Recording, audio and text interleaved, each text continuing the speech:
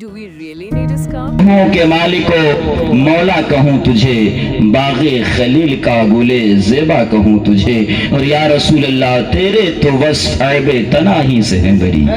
وہ کیفیت لائیے جس کیفیت میں اعلیٰ حضرت نے کہ الحمدللہ اگر اس کا ایک ذرہ سینے میں آ گیا تو دل مدینہ مدینہ ہو جائے گا۔ مچل کر بولے یا رسول اللہ سرور کہوں کہ مالکو مولا کہوں تجھے، باغ خلیل کا گلے زیبا کہوں تجھے، اور یا رسول اللہ تیرے تو وصف بے تناہی سے ہیں بری۔ حیران ہوں میرے شاہ میں کیا کیا کہوں تجھے، اور کہہ لے گی سب کچھ ان کے ثنا کا خاکی خامشی، کہہ لے گی سب کچھ ان کے ثنا خاکی خامشی۔ چپ ہو رہا ہوں یہ کہہ کے میں کیا کیا کہوں تجھے، چپ ہو رہا ہوں یہ کہہ کے میں کیا کیا کہوں تجھے۔ پھر مقطع میں کہتے ہیں یا رسول اللہ لیکن رضا نے ختم سخن اس پہ کر دیا، لیکن رضا نے ختم سخن اس پہ کر دیا، خالق کا بندہ خلق کا آقا کہوں۔ اپنے کا جواب نہیں ماشاءاللہ زندہ باد زندہ باد۔ یہ شعر کسی ایسے غیر نتھو خیر نے نہیں کہا جس نے ایک اور دو تین چار حصہ تعمیر ادب پڑھ کے کہہ دیا ہو، بریلی کے محدث نے کہا ہے زندہ باد۔ کسی ایسے ویسے نہیں کہا ہے اس نے چند صفحات اردو کے پڑھ لی ہوں اور اس نے کہا ہو بس نہیں، بلکہ اس کو مجدد اعظم نے کہا ہے، زندہ باد زندہ باد ہم سنیوں کے پیشوا نے کہا ہے، زندہ باد زندہ اعلیٰ حضرت نے کہا ہے۔ زندہ باد جلا مچل کر بولے سبحان اللہ۔ اعلیٰ حضرت نے کہا ہے۔ کس نے کہا ہے؟ کسی حضرت نے نہیں کہا ہے، اعلیٰ حضرت نے۔ فرق سمجھ میں آ رہا ہے؟ سارے بیٹھے ہیں حضرت، اور جس نے کہا وہ کون تھے؟ اعلیٰ حضرت۔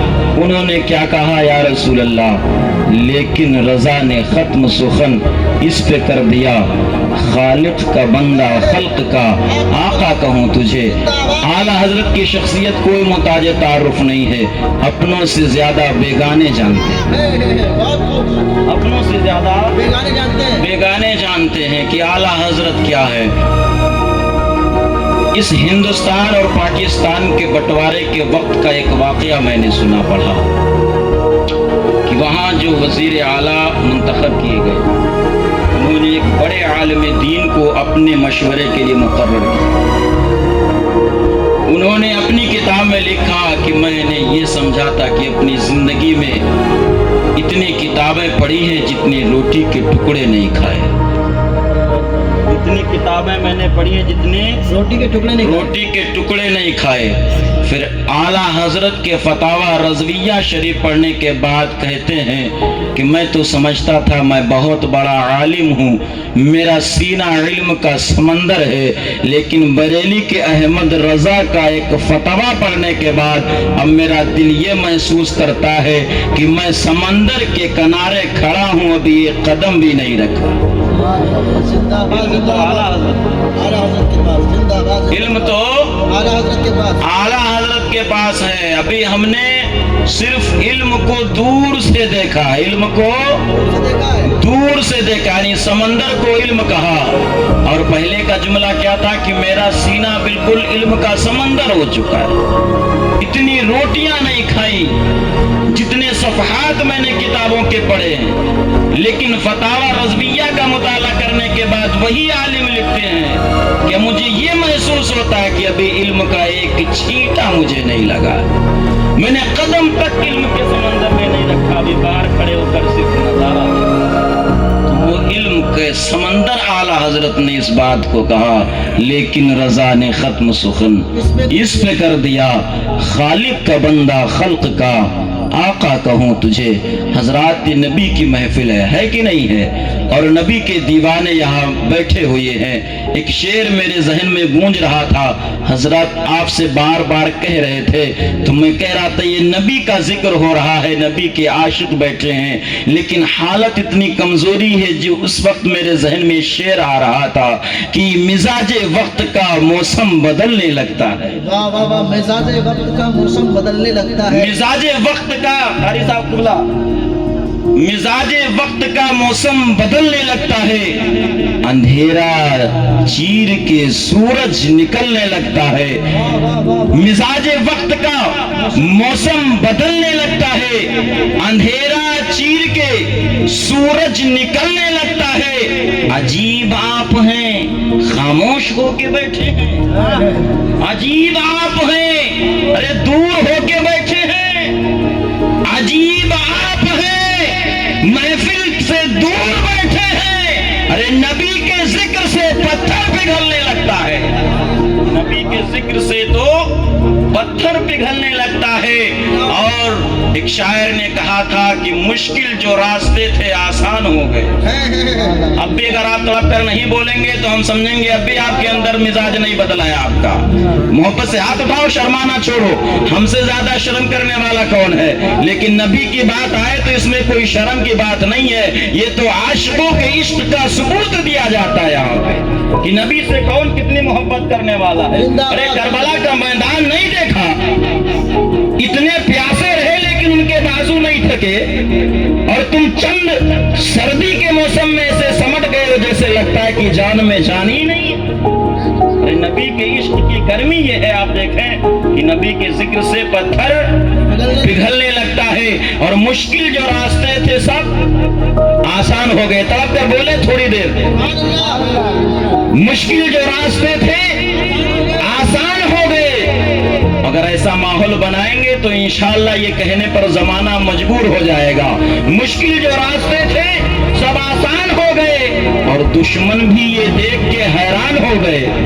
मुश्किल जो रास्ते थे सब आसान हो गए, दुश्मन भी ये देख के हैरान हो गए। और रखा मेरे नबी ने दुनिया में जब कदम, पत्थर में कलमा पढ़ के मुसलमान हो गए।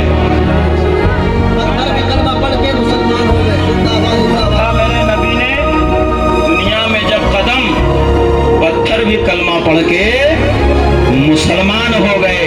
तो समझो अपने आप को और समझो अपनी आका की अजमत और रिसालत को। हजरात ये नबी की महफिल है, मैं बात शुरू करने का मिजाज बना रहा हूँ। कहाँ से मैं शुरू करूँ समझ में कुछ नहीं आता कि छेड़ो दास्तां कैसे, समझ में कुछ नहीं आता कि छेड़ो दास्तां कैसे। हंसाऊं तो बगावत है, रुलाऊं तो बगावत है। लेकिन हजरात दिल जमई के साथ बैठे, इंशाअल्लाह हम शुरू करते हैं। ये नबी की महफिल है और आप नबी के आशिक हैं। इस मिजाज के साथ आप बैठिएगा तो इंशाअल्लाह बात भी अच्छी लगेगी और सवाब भी ज्यादा मिलेगा। इस महफिल की अगर अजमत इनको मालूम होती जो दूर बैठे हैं तो ये दूर न होते, बल्कि जैसे नाच गानों की महफिलों में आज का आदमी पहले से अपना रिजर्व कर लेता है कि यहाँ पर हम बैठेंगे, ये मेरी जगह रहेगी। इनको दुनिया का दस्तूर तो मालूम है लेकिन नबी की अजमत नहीं मालूम है, नबी का इश्क नहीं मालूम है, नबी का पावर नहीं मालूम है, नबी की ताकत का उन्हें अंदाजा नहीं है, वरना ये महफिलों से दूर ना होते। हजरात उस वक्त को देखो जब हजरत मूसा कलीमुल्लाह अला नबीना अलैहि सलातु व सलाम जंगल में अल्लाह की इबादत और रियाजत कर रहे थे। एक चरवाहा गुजरता है, गौर से सुनिएगा। वो चरवाहा अपनी जबान से कहता है अल्लाहू अकबर, यानी लफ्ज़ अल्लाहू अकबर को सुनकर हजरत मूसा अलैहिस्सलाम मचल जाते हैं और कहते हैं कि तूने क्या कहा? मेरे रब का नाम लिया? तो कहा हाँ मैंने तेरे रब का नाम लिया, मैंने अपने रब का नाम लिया। अल्लाहू अकबर कहा, एक कहा कि एक मर्तबा और कह दे, एक मर्तबा और कहा एक मर्तबा और कह दे, एक मर्तबा और कहा। यानी वो सिर्फ लफ्ज़ अल्लाहू अकबर कहता जा रहा था।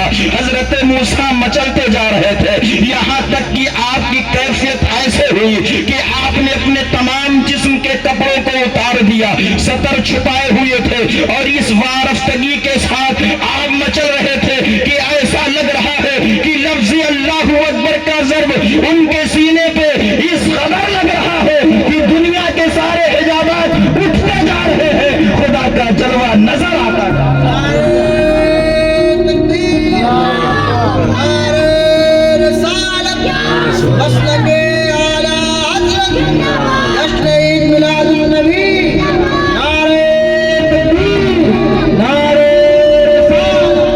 प्यारे नबी से इश्क करो, खुदा से मोहब्बत करो तो एक एक लफ्ज सुनने के लिए आप तरस जाएंगे। दिल मचलता रहेगा कि मेरे नबी का जिक्र होता रहे और हम सुनते रहे। जिससे तुम्हें इश्क है दुनियादारी से, दुनियादारों से मोहब्बत है। आज दुनिया का एक जरा सा ओहदा रखने वाला शख्स अगर पता चल जाए कि आज हमारे इलाके में फला एमए साहब आ रहे हैं, फला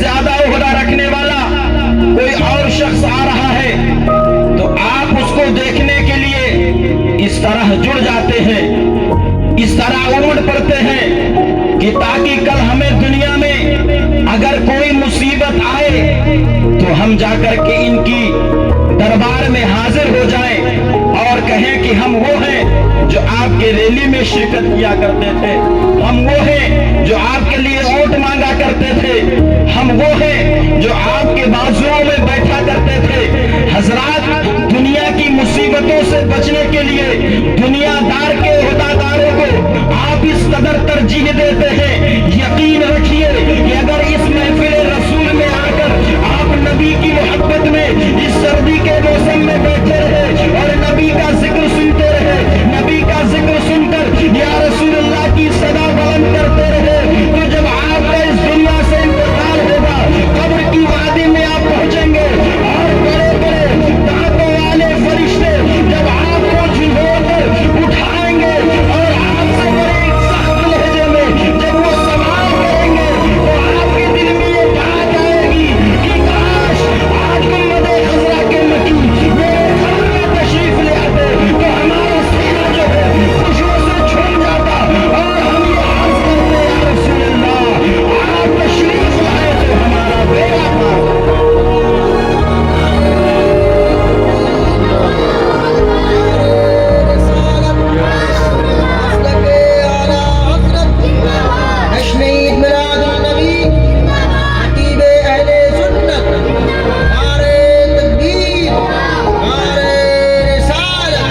تو حضرات یقین جانو، دل میں اس بات کو جگہ دے دو کہ آج کا ہمارا یا رسول اللہ کہنا انشاءاللہ اس دنیا کی مصیبت کو بھی دور کرے گا اور قبر و حشر میں آنے والی پریشانیوں کو بھی دور کرے گا۔